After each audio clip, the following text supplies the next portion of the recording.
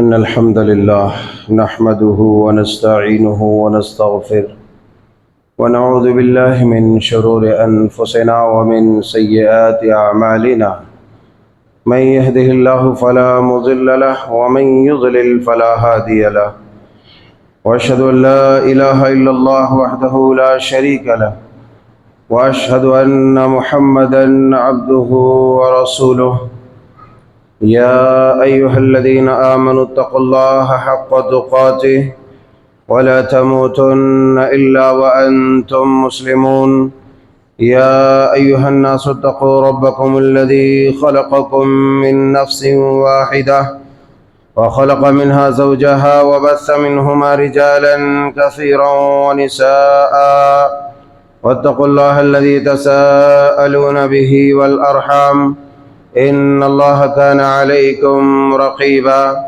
يا أيها الذين آمنوا اتقوا الله وقولوا قولا سديدا يصلح لكم أعمالكم ويغفر لكم ذنوبكم ومن يطع الله ورسوله فقد فاز فوزا عظيما أما بعد فإن خير الحديث كتاب الله وخير الهدي هدي محمد صلى الله عليه وسلم وشر الأمور محدثاتها وكل محدثة بدعة وكل بدعة ضلالة وكل ضلالة في النار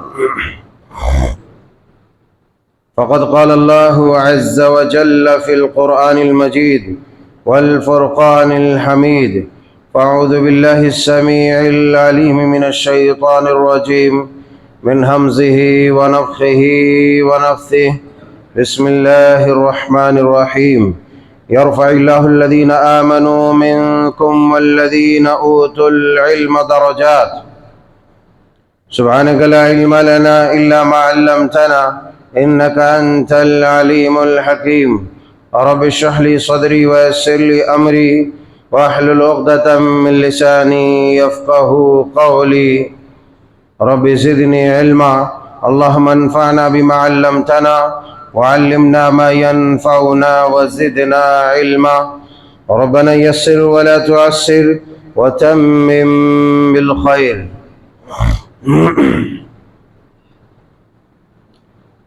اللہ وحدہ لا شریک کا بے پایہ فضل و کرم، اس کا احسان، اس کی نوازش و عنایات ہے کہ اس نے ہم سب کو انسان بنانے کے ساتھ ساتھ دین رحمت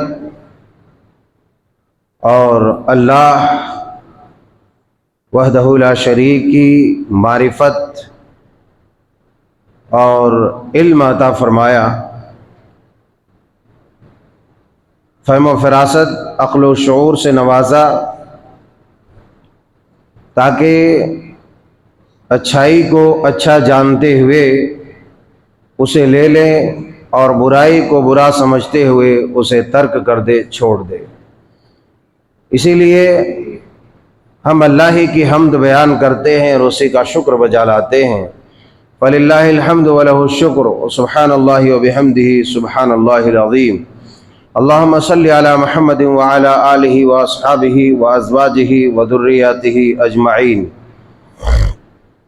عزیزان گرامی، آج کے اس خطبہ مبارکہ میں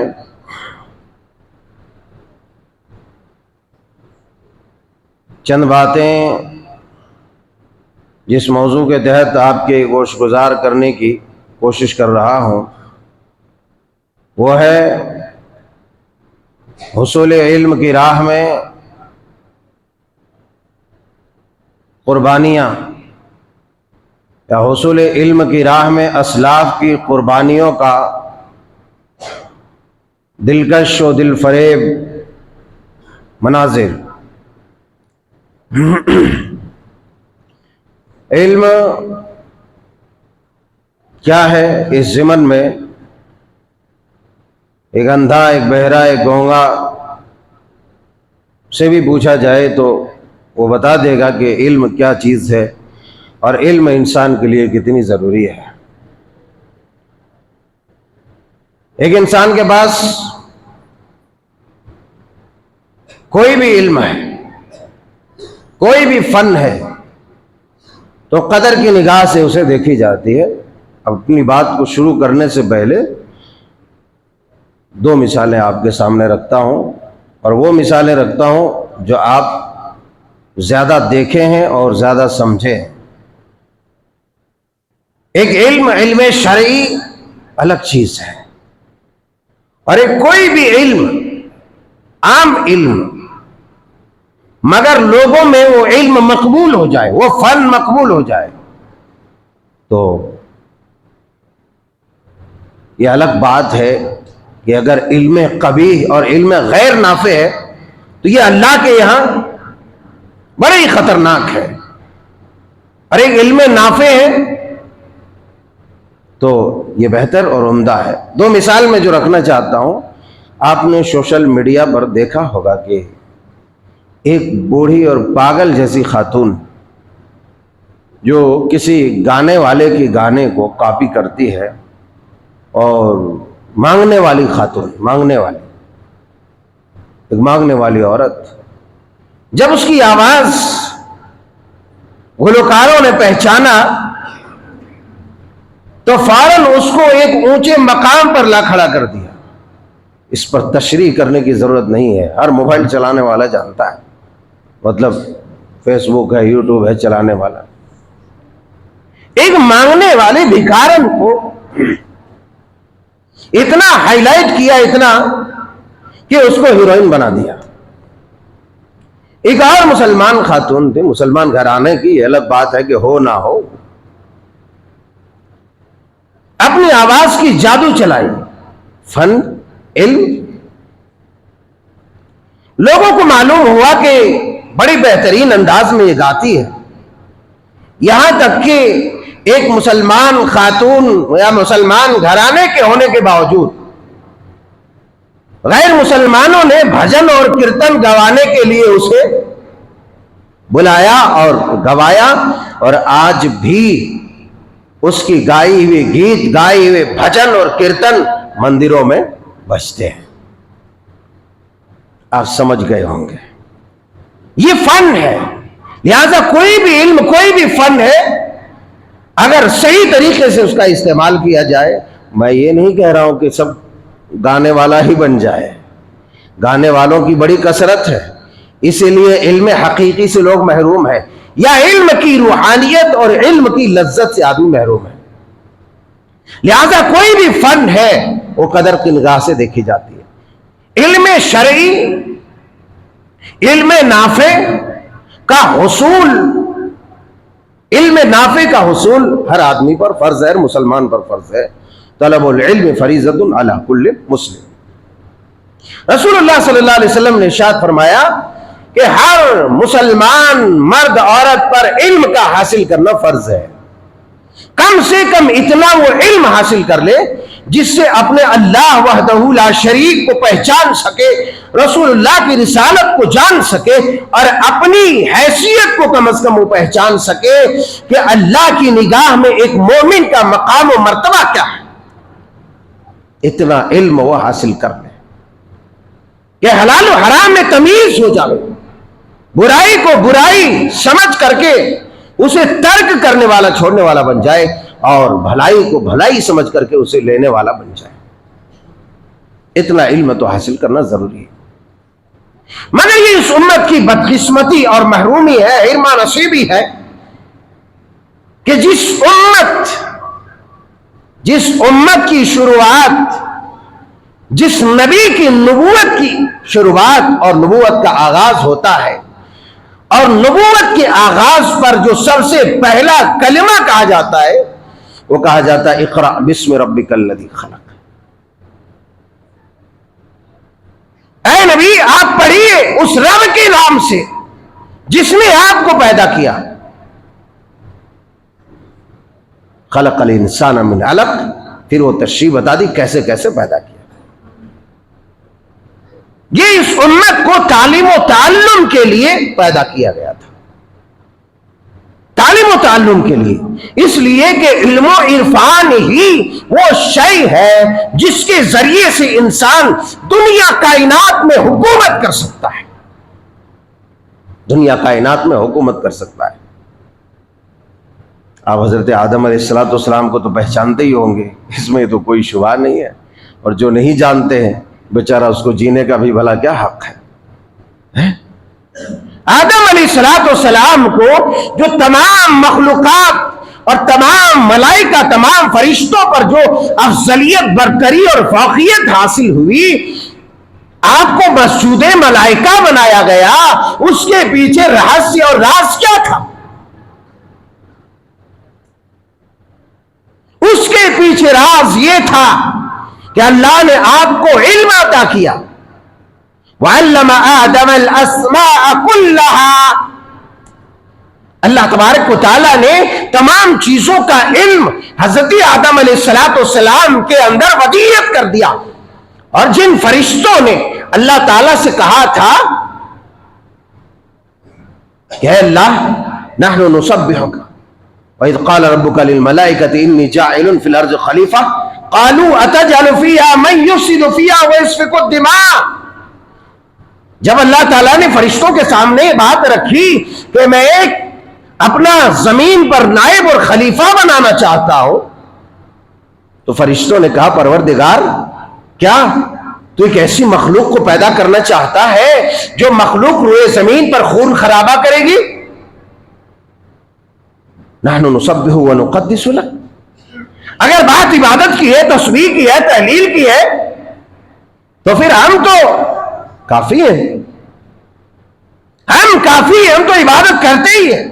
واقعی فرشتے اللہ تبارک و تعالیٰ کے حکم کی بجاوری میں رتی برابر بھی کوتاہی نہیں کرتے۔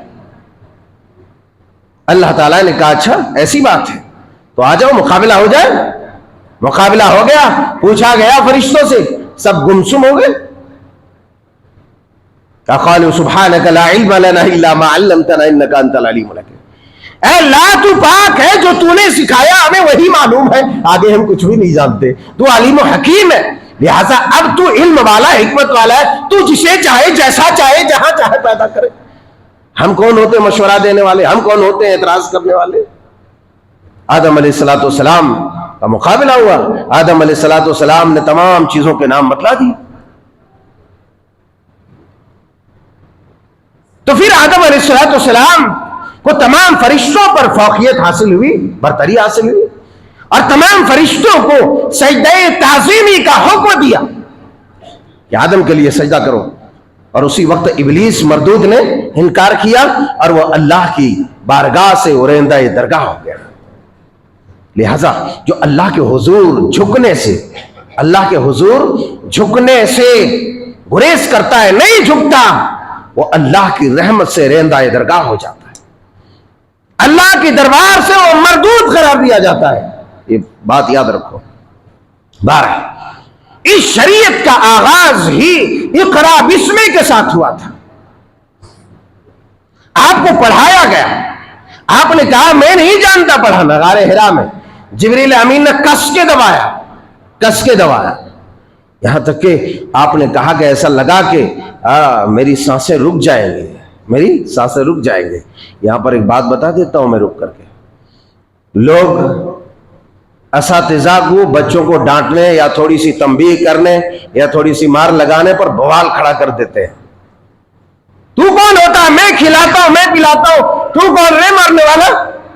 عالموں سے ایسے بات کرتے ہیں، ایک مدرس سے، کیونکہ اس کو یہ پتہ ہی نہیں ہے وہ مدرس اس کی اولاد کو وہ چیز دیتا ہے، وہ عظیم چیز عطا کرتا ہے، وہ روح عطا کرتا ہے جس سے اس کے اندر تابندگی اور تازگی آتی ہے، وہ روح عطا کرتا ہے جس روح کو انسان کے مر جانے کے بعد، خاک میں مل جانے کے بعد، وہ روح ہزار سال تک انسان کو زندہ رکھتی ہے۔ وہ روح ایک استاد دیتا ہے، وہ روح ایک ٹیچر عطا کرتا ہے۔ اور ایک بات کیا کرتا ہے؟ اپنے بچوں کو ٹھوستا ہے، منہ میں کھلاتا ہے، پلاتا ہے، موٹا کرتا ہے، جسم بڑھاتا ہے، مگر روح کو پروان چڑھانے، روح کو جوان کرنے، روح کو سوستھ کرنے، روح کو زندہ رکھنے کا کام ایک ٹیچر، ایک استاد، ایک معلم کرتا ہے۔ تھوڑی تھوڑی بات میں آ کر کے تو کون رے بے میں فوراً اتر آتا ہے، میرے بچے کو مار دیا۔ بچہ مرا تو نہیں ہے نا، کیوں پریشان ہے بھائی؟ جبریل نے کہا، جبریل نے دبایا، اقرأ باسم ربک الذی، اے نبی آپ پڑھیے۔ میرے نبی نے کہا انا بقاری، میں پڑھنا نہیں جانتا۔ جبریل نے زور سے دبایا۔ آپ کہتے ہیں کہ ایسا لگا کہ میری سانسیں رک جاوے گی۔ اللہ اکبر۔ پتہ یہ چلا اگر کوتاہی کرے بچے طالب علم تو اس پر تنبیہ کیا جا سکتا ہے، سختی کیا جا سکتا ہے، تاکہ اچھی طرح سے سبق یاد کرے اور وہ قوم کے لیے ایک ہونہار معلم، مدرس اور طالب علم بن کر کے ابھرے۔ لہذا یہ بھول جاؤ، آج کل بے سود اور نکما قسم کے جو لوگ پیدا ہو رہے ہیں یا بن نہیں پا رہے، اس کی ایک سب سے بڑی وجہ یہ ہے اگر اتنا ہی زیادہ شفقت کرنا ہے تو اچار والا ڈبہ لو، اس میں بھر دو بھائی، رکھو اپنے گھر ہی میں۔ لہذا کسی استاد کو ظالم بھی نہیں بننا چاہیے، اس لیے اگر وہ ظالم بن جاتا ہے تو وہ استاد نہیں ہے، اس لیے کہ ایک استاد کے اندر شفقت پیدری ہونی چاہیے، اپنی اولاد سمجھ کر کے اسے پڑھانا چاہیے، اس کا مستقبل تابناک اور روشن بنانے کے لیے اسے پڑھانا چاہیے۔ اب یہ کہ ستم پر ستم بیجا طور پر ڈھایا جا رہا ہے تو یہ غلط ہے، یہ ظلم ہے، ایسا نہیں کرنا چاہیے۔ بہرحال علم کا حصول ہر مومن مسلمان مرد و عورت پر فرض ہے، اس کے بغیر کوئی چارہ نہیں۔ علم کے حصول کا سب سے پہلا مقصد کیا ہونا چاہیے؟ سب سے پہلا مقصد یہ ہونا چاہیے کہ اللہ رب ذوالجلال والاکرام راضی ہو جائے۔ اسی لیے بذات خود میں اپنے تمام ہوش مند طالب علموں سے یہ سوال ہر تعلیمی سال کے آغاز میں ضرور کرتا ہوں کہ تم یہاں پڑھنے کس لیے آئے، یا تمہارے ماں باپ نے یہاں کیوں بھیجا؟ کالج اسکول چھوڑ کے تم کیوں آئے؟ پاگل تھے کیا تم؟ میرے جملے ایسے سخت رہتے ہیں، بلکہ بعض ایسے نئے طلبہ طالبات ہوتے ہیں تو حیران ہو جاتے کہ بھئی ہمارا معلم ایسے کیسے بول سکتا ہے۔ میں یہی کہتا ہوں پاگل تھا کیا تو؟ کالج چھوڑ کر کے آئے، بے وقوف تھا اسکول چھوڑ کر کے آئے یا جاہل بننے کے لیے؟ کیونکہ لوگوں کا تو خیال یہی ہے کہ علم صرف اور صرف اسکول اور کالجوں میں، اسکول اور کالجوں میں علم ہے، یہی سمجھ بیٹھا آدمی۔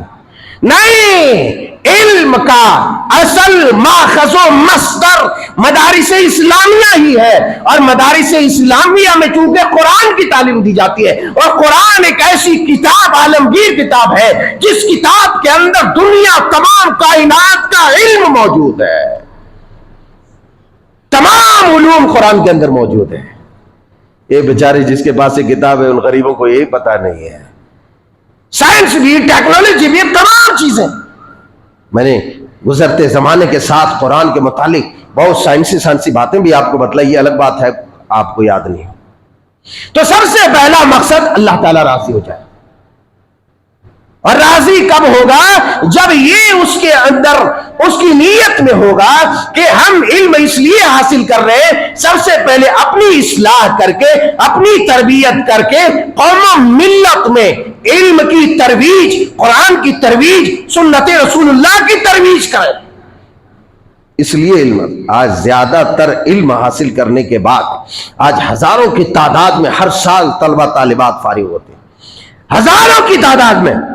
اور میں ہمیشہ یہی بات کہتا ہوں کہ پڑھنے لکھنے کے بعد اگر دعوت و تبلیغ سے کی راہ سے ہٹ جائے، علم کی راہ سے ہٹ جائے، دنیا طلبی میں مبتلا ہو جائے، تو کہیں نہ کہیں اس طالب علم کی نیت میں فتور اور اس کے ماں باپ کی نیت میں کھوٹ کی وجہ سے۔ اس لیے کہ عام طور پر آپ دیکھتے ہیں مدرسے میں اس بچے کو داخل کیا جاتا ہے جو بچے گھر کا سب سے بڑا نکما ہوگا، ایک دم بے وقوف قسم کا ہوگا، گھامڑ کا گھامڑ ہوگا، ایک دم گھامڑ۔ اس کے لیے کم سے کم ارے مولوی صاحب سیدھا کر دیں گے مار پیٹ کر کے، کوٹ کر کے، کم سے کم اپنا پیٹ پالنے کے قابل ہو جائے گا۔ یقین جانو خدا کی قسم، جس نے اس نیت کے ساتھ پیٹ پالنے کے لیے اگر کسی کو مدارس اسلامیہ میں داخل کیا تو اس کی وہ اولاد اس کے لیے کل باعث رحمت مستقبل میں نہیں ہوگی، قیامت کے دن وہ باعث رحمت، باعث شفاعت کا ذریعہ نہیں بنے گی، اس لیے کہ کھوٹ تو تمہاری نیت میں تھی۔ اور یہی وجہ کہ زیادہ بھیج دیا تو بھیج دیا، نہ ماں کو پتا ہے کس لیے مدرسہ بھیجاؤ، نہ باپ کو پتا ہے کس لیے بھیجاؤ، نہ اس بچے کو پتا ہے کہ کس لیے مدرسے میں بھیجاؤ۔ البتہ اسکول بھیجتا، کالج بھیجتا تو ذہن میں پہلے سے رہتا ہے کہ بھائی ہم اس کو انجینئر بنائیں گے، اس کو ڈاکٹر بنائیں گے، اس لیول سے اس کی تیاری ہوتی ہے، اس لیول سے اس کی تیاری ہوتی ہے۔ مگر مدرسے میں ہکال دیا بھیڑ بکری کی طرح، پتہ ہی نہیں کس لیے بھیجا ہے۔ اس لیے سب سے پہلے نیت کرو۔ آج ہماری قوم میں مختصر لوگ امام بخاری کے وارث، امام مسلم کے وارث، امام احمد ابن حنبل کے وارث، امام مالک، امام شافعی کے مالک کیوں بن رہے ہیں؟ کیوں وارث بن رہے ہیں؟ یہ مختصر لوگ ہیں جو علم و شریعت کی خدمت کرنے والے ہیں، مگر زیادہ تر لوگ آج دنیا کے پیچھے بھاگ رہے ہیں۔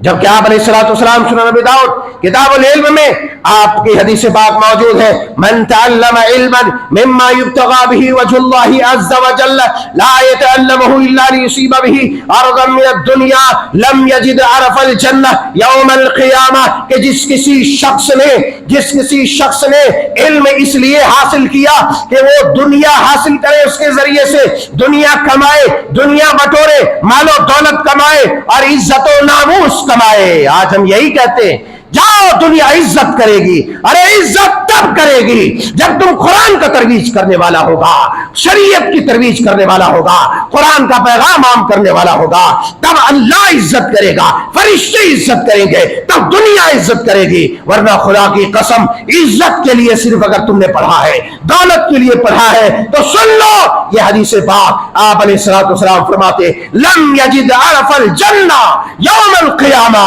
دنیا حاصل کرنے کے لیے، نام و نمود حاصل کرنے کے لیے، جاؤ حشمت حاصل کرنے کے لیے جس نے بھی دین کا علم سیکھا تو قیامت کے دن جنت میں داخل ہونا درکنار جنت کی خوشبو بھی نہیں پائے گا۔ میرے یارو، میرے پیارو، آپ کیا سوچ رہے تھے؟ آپ کیا سوچ رہے؟ ہم کیا سوچ رہے؟ ہماری اولادیں کیا سوچ رہی؟ طالبان علوم نبویہ کیا سوچ رہے؟ اس لیے علم ایک مقصد کے تحت حاصل کرو، ایک مقصد کے تحت حاصل کرو۔ دنیا تمہیں مل جائے گی، اللہ کا وعدہ ہے، جب تم اللہ کا کام کرو گے اللہ تمہیں کھلائے گا۔ وَلَوْ أَنَّهُمْ أَقَامُوا التَّوْرَاةَ وَالْإِنْجِيلَ وَمَا أُنزِلَ إِلَيْهِم مِّن رَّبِّهِمْ لَأَكَلُوا مِن فَوْقِهِمْ وَمِن تَحْتِ أَرْجُلِهِم مِّنْهُمْ أُمَّةٌ مُّقْتَصِدَةٌ۔ جب تم قرآن کو دنیا میں عام کرو گے، علم کا کام کرو گے، اللہ تمہیں اوپر سے، نیچے سے، دائیں سے، بائیں سے، آگے سے، پیچھے سے، چاروں طرف سے روزیاں ہی روزیاں عطا کرے گا۔ اور جب اللہ پر تمہارا یقین نہیں ہوگا، علم تو حاصل کر لیا ہوگا مگر در در کی ٹھوکریں کھا رہے ہوگے، اللہ پر ایمان نہیں ہوگا، دنیا کے لیے بھاگ رہے ہوگے، دنیا کے لیے علم حاصل کرو گے تو تمہیں کچھ بھی نہیں ملے گا، کچھ بھی نہیں ملے گا۔ اس لیے سب سے پہلے نیت صحیح کرو، نیت درست کرو، ارادہ صحیح کرو۔ مدارس سب سے زیادہ چالاک جو بچہ ہے اسے بھیجو، اسے بھیجو تاکہ سب سے بڑا علم قرآن کا علم حاصل کرے، نبی کی حدیث کو حفظ کرے اور دنیا میں عام کرے۔ گھامڑوں کو نہ بھیجو، پاگلوں کو بھیجو تاکہ مولوی صاحب کو ستائے، بیوقوفوں کو بھیجو تاکہ مولوی صاحب کو ستائے، آپ نے چھٹکارا پانے کے۔ ابھی کتنے ماں باپ ایسے ہیں، مولوی صاحب ارے کچھ تو بھی کورس رکھو، مولوی صاحب 1 مہینے کی چھٹیوں میں بچے دم دم کر دے رہے، گھر میں دم دم کر رہے۔ کئی کو کر رہے بھائی، اس لیے کر رہے، کیوں کر رہے غور نہیں کیا تم؟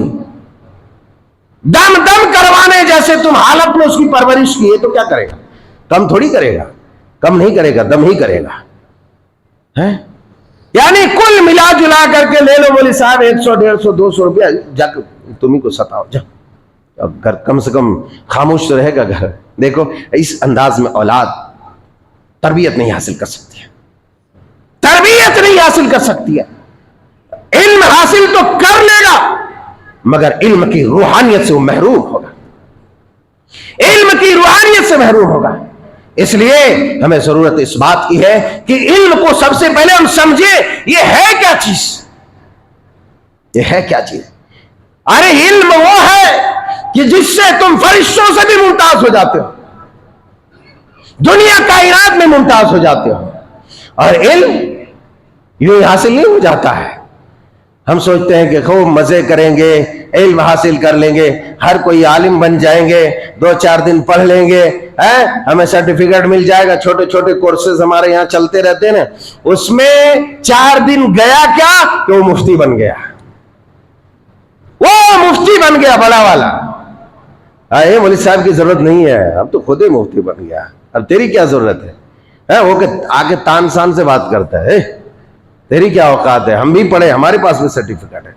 علم دیکھو شاعر کیا کہتا ہے، لو کان یدرک فی المنی ما کان یبقى بریۃ جاہل، ما کان یبقى فی البریۃ جاہل، لو کان یدرک فی المنی، اگر کوئی خواہش کے ذریعے، تمنا کے ذریعے، آرزو کے ذریعے، سوچ کے ذریعے کوئی اگر عالم بنتا تو ما کان یبقى فی البریۃ جاہل، پھر تو امت میں، مخلوق میں کوئی بھی جاہل نہیں رہتا تھا کیا؟ وہ سوچ لیتا تھا ایک دم میں علامہ بن گیا ہوں، میں قلامہ بن گیا ہوں، مجھ سے بڑا کوئی عالم نہیں، سوچ لیا وہ عالم بن گیا، پھر تو کوئی نہیں رہتا تھا۔ شاعر کہتا ہے اگر تمہیں عالم بننا ہے فجہد ولا تکسل ولا تک غافلا، تو محنت کر، مشقت کر، ہیڑی چوٹی لگا دے، فجہد ولا تکسل ولا تک غافلا، اور غافلوں سے مت ہو کہ ابھی ہم پڑھیں گے تھوڑی دیر میں، پتا چلا پورا وقت نکل گیا، پورا وقت نکل گیا۔ اگر تمہیں بننا ہے تو محنت کرو۔ امام شافعی ہم سمجھتے ہیں کہ یوں ہی علم مل جائے گا، ہے نا؟ علم ایسے نہیں ملتا۔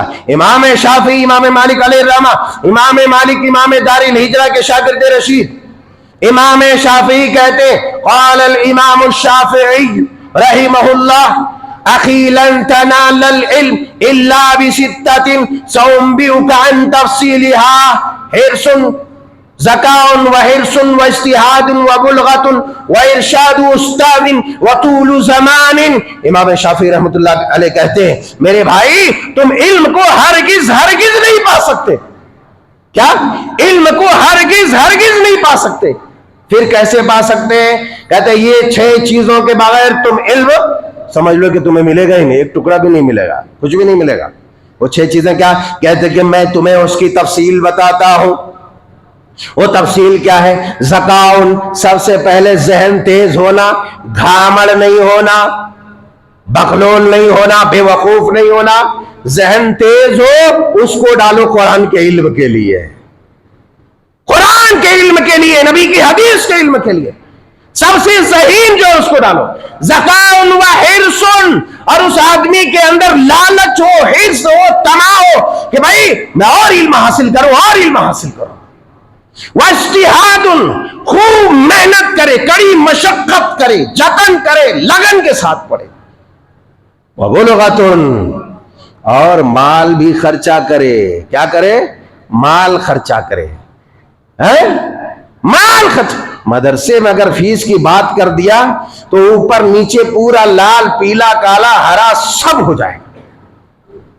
یہ مولوی لوٹنے کے چکر میں، یہ مولوی ایک دم یہی وہ بدبخت قوم ہے، غیروں کے اسکولوں میں جا کے 2,000 3,000 فیس بھرے مگر ماتھے پہ شکن نہ آئے، کوئی شکم نہیں، کوئی بل نہ پڑے۔ جب دن رات کفر کی تعلیم دے کر، صبح سب سے پہلے کافر بنا کر تمہارے بچے کو تم سے سینہ ٹھوک کر، دھمکا کر، ڈانٹ کر تم سے 2,000 3,000 اور سالانہ لاکھوں لاکھ تم سے فیس وصول کرے مگر تمہارے ماتھے پر بل نہ پڑے۔ ایک مولوی کہہ دے کہ 1,000 فیس، 400 500 800 900 1000 فیس، لٹیرا آ گیا، یہ لوٹنے لگا، جیب کاٹنے لگا۔ ارے شرم کرو، شرم کرو، خدا کی قسم، دولت کے بغیر علم لامحال ہے۔ اگر علم حاصل کرنا ہے دولت اپناؤ، دولت کا لٹانا، خرچ کرنا ضروری ہے۔ ہم سمجھتے علم ایسے آ جائے گا، وہاں تمہارے پیٹ میں بھرون نہیں پڑتے ایک مدرسے کے عالم کو دینے کے لیے، جبکہ یہ معلوم ہے کہ مدرسے میں اساتذہ ہے، بچوں کے اخراجات ہیں، دیگر اخراجات ہیں، مگر یہاں پھر بھی مولوی لٹیرا ہے اور ایک اسکول میں دیا جا رہا ہے، وہاں سے دھمکی کھا کے، ڈانٹ کھا کے، غیر کے پجاری کا، بتوں کے پجاری کے 4 باتیں سن کر کے آ رہا ہے، مگر اس کو کوئی پرابلم نہیں ہے، کوئی پرابلم نہیں ہے۔ پھر وہی بچے کل چل کر کے جوتے تو ماریں گے ہی بھائی، جس ماحول میں پرورش پائے گا، کوئی پرابلم نہیں۔ مدرسے میں بول دیا کھٹیا کھڑا، کھٹیا کھڑی، بسترا گول، نہیں یہ چور ہے مولوی، یہ لٹیرا ہے، یہ حرام کھانے والا۔ تو حرام نہیں کھاتا، تیری ہر ضروریات پوری ہو رہی ہے۔ کپڑا لینے گیا بیگم کے لیے، نکالو ہزاروں ہزار کا، بچے کے لیے نکالو ہزاروں ہزار، یہ 200-400 والا نہیں، سب سے قیمتی۔ شادی کھانے میں گیا، لے چلو، شادی کھانے گیا، گاڑی بک کرو، سب کچھ ہو جائے گا ایک دن میں، ہزاروں ہزار خرچہ، مگر تعلیم کے لیے، قرآن کی تعلیم کے لیے یہ مر جائے گی یہ قوم۔ یقین جانو جس قوم کے اندر یہ بات آ جائے کہ تعلیم و تعلم کے اوپر، دعوت و تبلیغ کے اوپر پیسے خرچ نہ ہوتے ہو، خدا کی قسم اس قوم کا مال رشوت میں، حرام کاری میں اس قوم کا مال جائے گا اور اسے کوئی روک نہیں سکتا۔ یہی وجہ ہے کہ ہجڑوں کو شادی خانوں میں رنڈیوں کو نچا کر ایک رات میں لاکھوں روپے، کروڑوں روپے خرچ کر کے، کھانوں کو ضائع کر کے اسے کوئی پرابلم نہیں ہے، مگر اگر وہی کروڑ پتی، وہی لاکھ پتی آ کر کے مدرسے میں آیا تو سارا پرابلم یہی کریٹ ہوتا ہے۔ اور یقین جانو جس قوم میں یہ ہو، اس قوم میں اچھے انسان، اچھے باوقار، باصلاحیت عالم پیدا نہیں ہو سکتا، اچھے وارث پیدا نہیں کر سکتا۔ آج دیکھو ناچنے گانے والوں، غزلیں پڑھنے والوں پر لٹاتے ہیں۔ ارے ہوٹل میں کھانے جاتے ہو، اچھی سروس دیا نہیں دیا، ٹپس نکال کر کے دے دیے۔ کبھی یہ ہوئی توفیق کہ کسی معلم کو، کسی مدرس کو 200 روپیہ، 20 روپیہ، 30 روپیہ جا کر کے ٹپس دے دے؟ یہ نہیں ہوگا مولوی صاحب، اس لیے کہ حرام خور ہے۔ تو حرام خور، تیرا باپ حرام خور، تو حرام خور، تیرا باپ حرام خور ہوگا۔ جو کتاب و سنت کی ترویج کرتا ہے اسے حرام خور کہتا ہے۔ میں یہ کیوں اس لیے بتا رہا ہوں کہ جو علمی کوالٹی ہے کس قدر گر چکی ہے اس کا تمہیں اندازہ نہیں ہے، اس لیے کہ نہ تم قرآن پڑھتے نہ حدیث پڑھتے۔ لہذا یہ یاد رکھو، فری میں کوئی تعلیم نہیں ہوتی، اسے خرچ کرنا پڑے گا۔ یہی وجہ ہے کہ اسلاف، اگر میں بات کروں اسلاف کی، امام مالک علیہ الرحمہ، امام دار الہجرہ، مدینے کا امام، علم کی راہ میں اس قدر مال خرچہ ہوا، یہاں تک کہ نوبت یہ آئی کہ گھر کی کڑیاں کھول کر لے جا کر کے بیچے، فقر و فاقہ، تنگ دستی، مفروق الحالی، قلاشیت طاری ہو گئی۔ امام مالک، امام دار الہجرہ کا یہ عالم ہے کہ آپ اپنے گھر کی کڑیاں نکال کر بیچ کر علم کی راہ میں خرچہ کر رہے ہیں۔ امام بخاری کی بات کرو، امام بخاری کہتے ہیں کہ ہر مہینہ 500 درہم، 500 چاندی کے سکے، چاندی کے پیسے کماتے تھے، 500 درہم، مگر تمام کے تمام میں اپنی ذات پہ خرچہ نہیں کرتا، بلکہ وہ تمام کے تمام درہم حصول علم کے لیے خرچہ کرتا تھا۔ کون کہتا ہے فقیری میں علم آتا ہے، بھیک منگائی میں علم آتا ہے؟ علم کے لیے لاکھوں لاکھ اسلاف نے خرچ کیا۔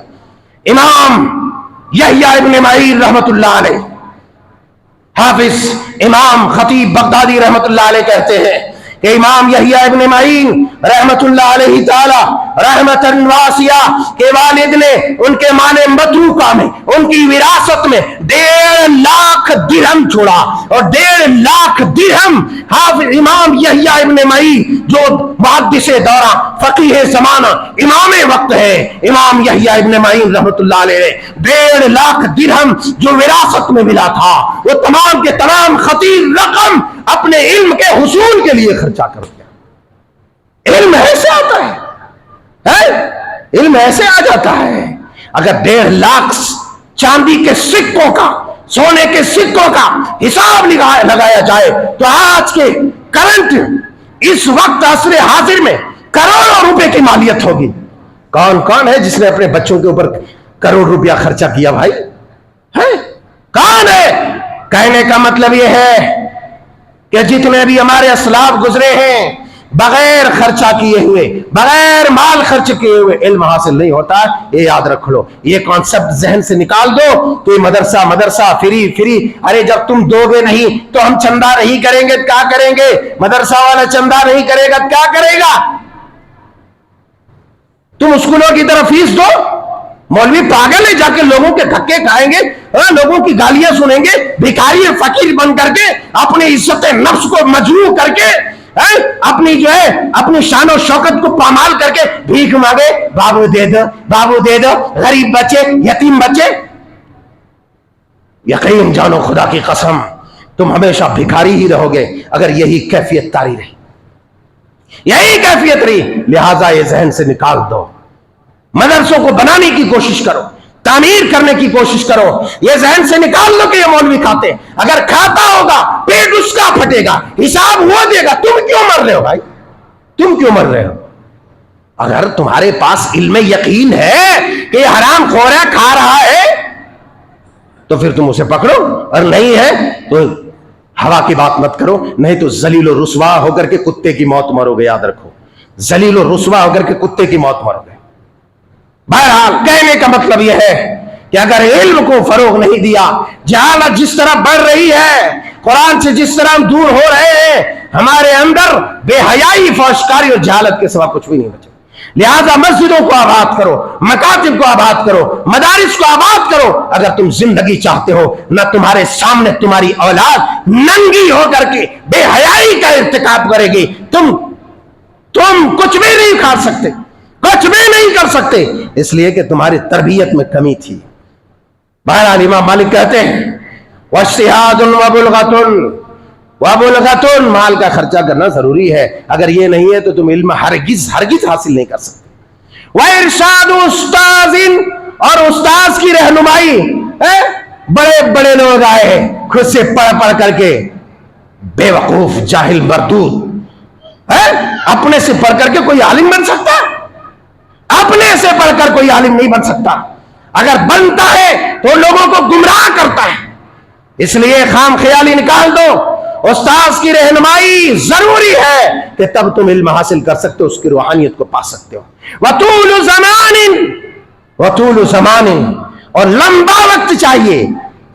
3 महीने 2 महीने में तुम अलिफ बे तो सीख सकते हो, मगर कुरान की तफसीर का उसूल नहीं सीख सकते, हदीस की तशरीह का उसूल नहीं सीख सकते, तुम कुरान को अच्छी तरह समझ नहीं सकते, हदीस में तुम इस्तिंबात और इस्तिखराज नहीं कर सकते। बड़े आए 1 से 1, 2-2 महीना, 3-3 महीना यहां वहां, इसके उसके लंगू धंगू के जुमराती के पास कोर्स कर लिया, अब उससे बड़ा कोई मुफ्ती नहीं, उससे बड़ा कोई मुफ्ती नहीं। अल्लाह वालों, लंबा वक्त दरकार है और उस्ताद की रहनुमाई जरूरी है, इसलिए उस्ताद का एहतराम जरूरी है। मैं हमेशा एक बात कहा करता हूं कि उस्ताद उस कुएं के मानिंद है जिससे तुम पानी पीते हो, जिससे तुम पानी पीते हो। अगर कुएं में कचरे डालो, गंदगी डालो, कूड़ा करकट डालो और उसी से फिर पानी पियोगे, पानी पी तो सकते हो मगर तुम्हारी सेहत खराब हो जाएगी, तुम्हारी सेहत बर्बाद हो जाएगी, तुम्हारा जिस्म तबाह हो जाएगा, तुम्हारी जिंदगी अजीरन हो जाएगी। उसी तरीके से मदारिस इस्लामिया जो तुम्हें जिंदगी देता है, वो मकातिब इस्लामिया जो तुम्हारी नस्लों की हिफाजत करता है, और वो उलमाए हक, उलमाए रब्बानीयीन, वो मुदर्रिसीन, वो मुअल्लिमीन जो तुम्हें तुम्हारी औलाद की रूह को जवान करती है, मरने के बाद